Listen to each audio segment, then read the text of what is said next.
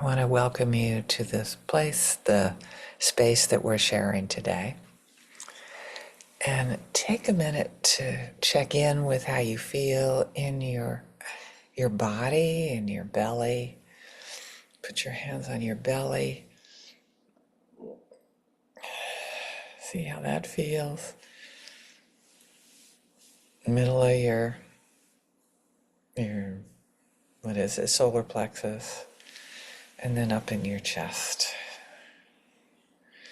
Find some comfort there, some ease, some joy.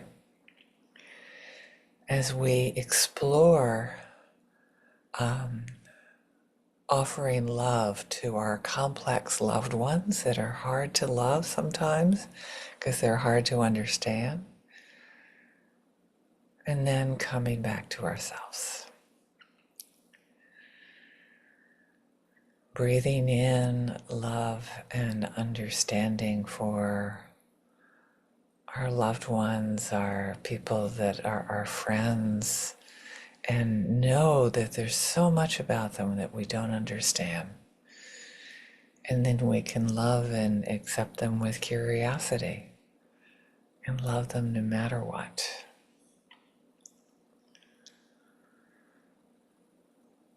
Breathe that in, the sense of, I am so lucky to have people that I care about. People that matter to me. And then we breathe out, we can relax into, not fully understanding them or their path in life, what they need to do, what's important to them. We can give compassion to ourselves of how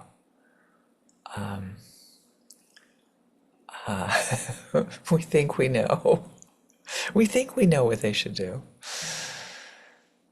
And it's okay, honey. Like, I love stroking my cheek. Others are like, ooh, that's creepy. You can touch your head. You can pat yourself on the back. You can put your hand on your shoulder. You can hug yourself.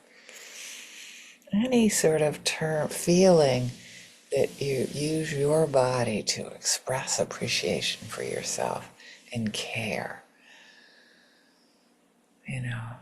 If only growing up we had people that would either stroke us, comfort us. And in this moment, we can do that for ourselves. We can be there for ourselves.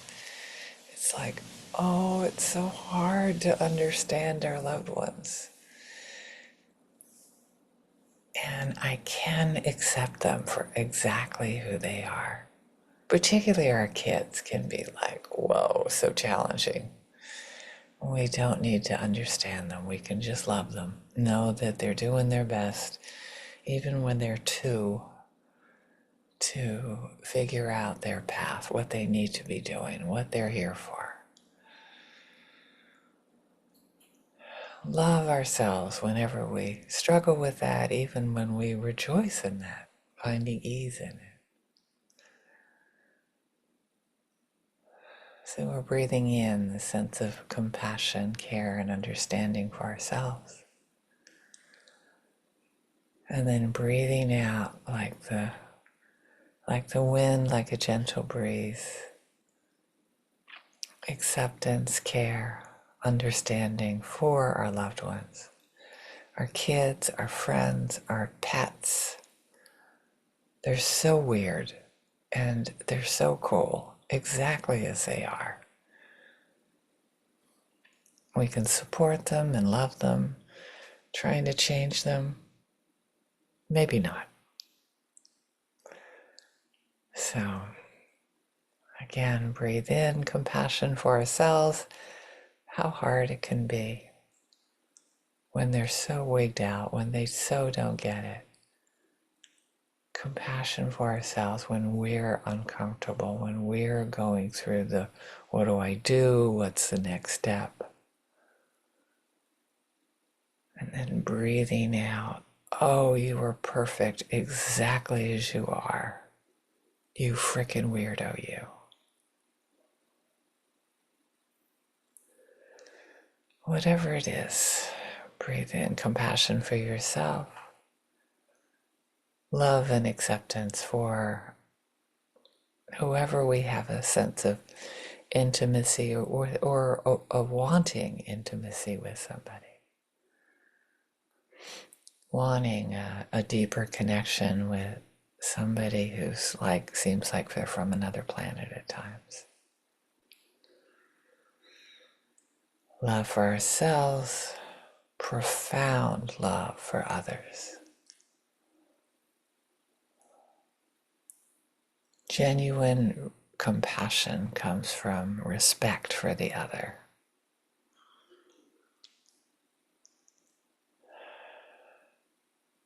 That's a quote from the Dalai Lama that I picked off my wall here. Thank you, Chris. And as we sit with this compassion for ourselves, for whatever comes up, for however we are, and then blessings for our loved ones. And we can take that into the world as we look at our email, as we look at the people that we interact with throughout our day. We can love and accept them for who they are, even though we know even maybe less about them. And love for ourselves as we interact with neutral people. As we breathe in a blessing for ourselves, as we try so hard to respect others. And then we breathe in some compassion and respect for ourselves. We're all interconnected.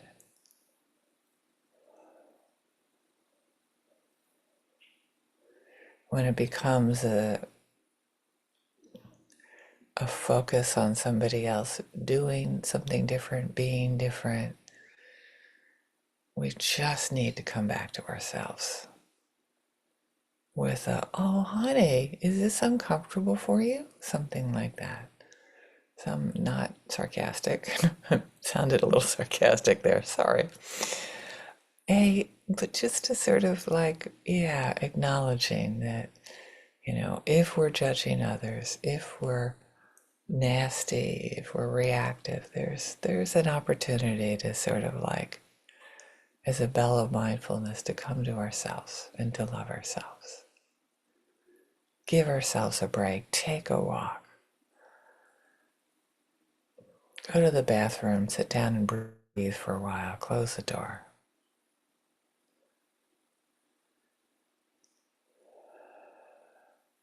And then more difficult people may be harder to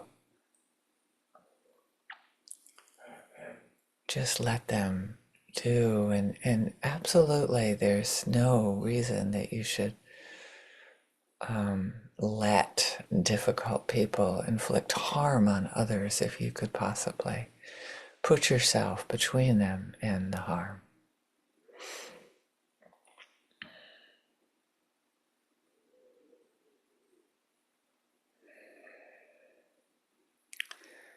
So imagining difficult people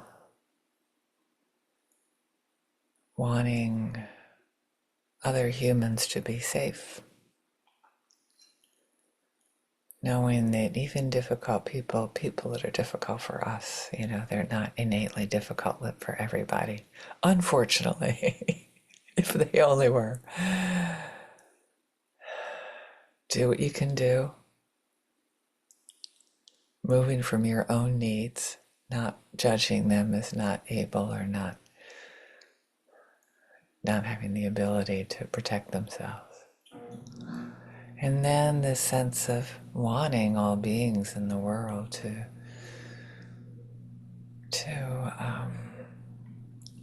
have access to the resources where they can care for themselves and care for each other, and we can live in a world that we respect each other's differences. And then we come back to ourselves where there's